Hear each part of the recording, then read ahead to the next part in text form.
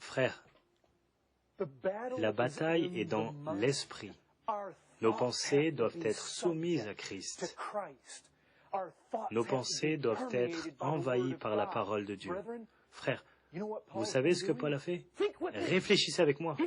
Il a présenté les gentils. Pour votre réflexion, pour votre analyse, il le met devant vos pensées,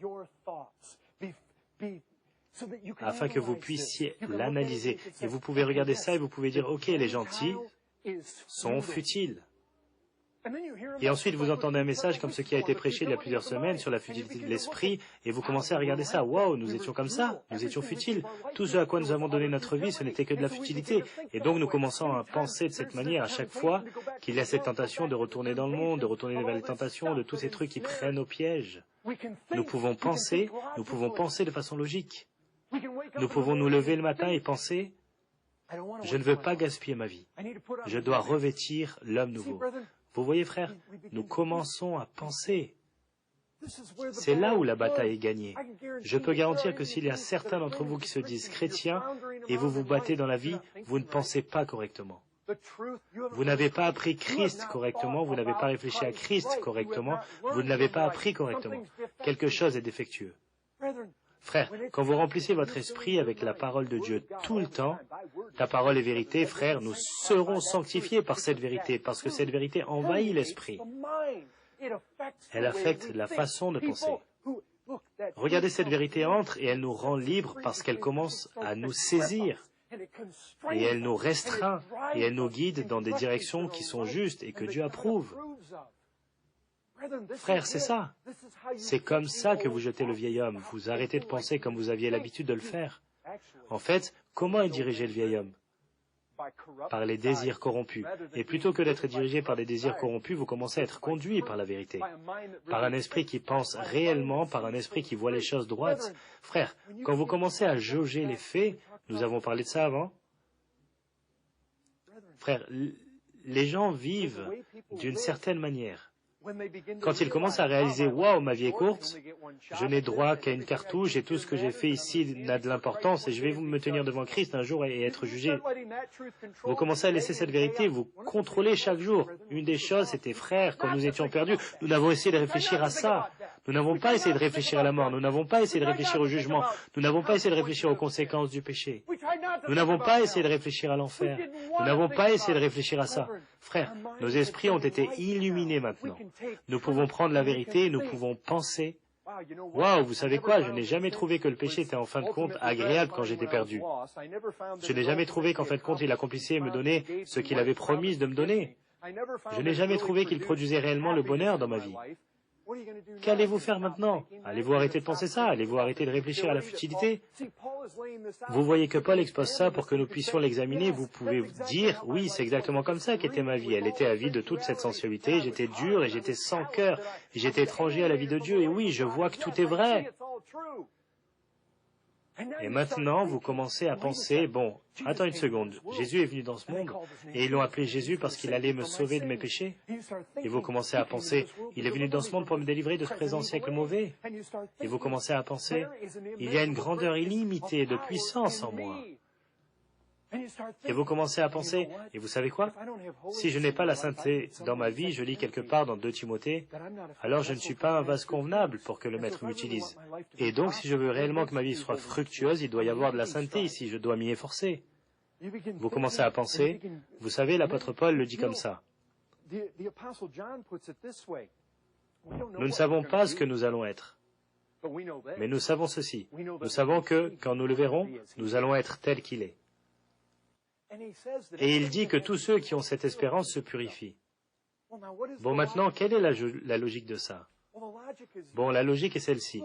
Regardez, si je crois qu'il m'a sauvé pour me présenter saint et irréprochable devant lui, si je crois qu'il est venu dans ce monde pour briser la puissance du péché dans ma vie, et me libérer pour être zélé dans les bonnes œuvres, si je crois qu'il y aura un jour où je vais devoir me tenir devant lui et lui rendre compte, si je crois qu'il est l'image même de la beauté, si je crois que le chemin même de l'utilité dans cette vie, et je pense ça tout le temps, je pense, Nous devons penser. Frères, réfléchissez à ce qui se passe dans l'esprit de quelqu'un qui apprend Christ, qui entend Christ, qui est enseigné de Christ. Que se passe-t-il? Bon, il regarde, il contemple, il pense, il réfléchit à ce qu'il a appris et il dit, c'est réellement important. C'est la chose la plus importante que j'ai jamais entendue, c'est tout, c'est la vérité. Pas seulement, oui, il y a d'autres choses dans ce monde qui sont vraies, mais ceci est la vérité. J'ai trouvé quelque chose qui est la vérité. J'ai trouvé quelque chose qui est au-delà de toute autre chose à trouver. Je laisserai partir tout le reste plutôt que de laisser partir. Je sacrifierai tout tant que je pourrai avoir celle-là dont j'ai entendu parler. Le message de Christ, il commence à le saisir, il le tient, il le capture. Il envahit sa façon de penser. Frère, quand vous vous levez le matin et vous réfléchissez à quel point Christ est précieux, quand vous réfléchissez à quel point il est beau, quand vous réfléchissez à « je veux me rapprocher de lui », je veux qu'il me parle aujourd'hui, je veux connaître sa présence manifestement dans ma vie, je veux la sentir, je veux en connaître la joie, je veux connaître la brûlure de sa présence. Mais je réalise ceci, il y a des choses que je peux faire dans ma vie qui peuvent empêcher ça, qui peuvent attrister l'esprit. Vous voyez, vous pensez, je ne veux pas que ça arrive. Je vais chercher à vivre de façon pure. Et tout le temps, nous sommes dirigés de l'intérieur. Nous sommes conduits par la vérité dans notre être intérieur. Nous sommes dirigés par la manière dont nous pensons. Frères, voici le cœur du problème. C'est ça. C'est pour cela que les Écritures sont tellement essentielles à notre vie.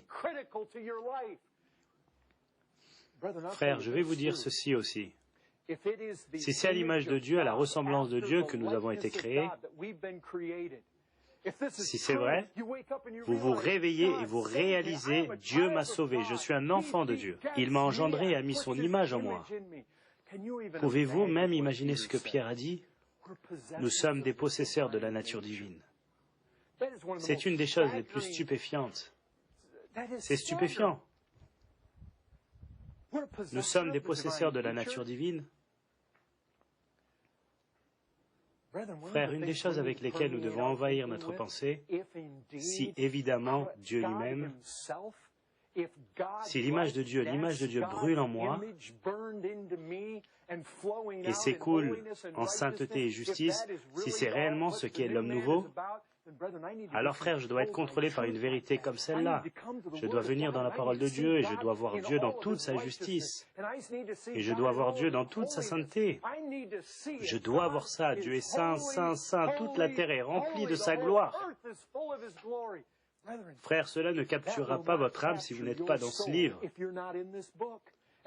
Et je veux dire, dans la prière, vous êtes dans la parole et vous priez dans la parole. Dieu, montre-moi, Dieu, enseigne-moi, montre-toi à moi. Vous commencez à laisser cette crainte de Dieu surgir et vous saisir, et Dieu dans toute sa gloire, et vous voyez sa sainteté. Frère, la sainteté, je vais vous dire ceci. Les théologiens essaient de l'expliquer. Dieu qui est saint. Il n'y a aucun doute que cela comporte une réalité de pureté, d'être séparé. Mais vous savez, tout le monde lutte avec ça. Et je pense que la manière la plus proche par laquelle vous arrivez à comprendre ce que signifie la sainteté, c'est simplement de regarder Dieu. C'est de prendre sa parole révélée et c'est de découvrir. Et je vais vous dire que la sainteté de Dieu brille certainement le plus fort à cet endroit, juste là, sur la croix. Mais quoi?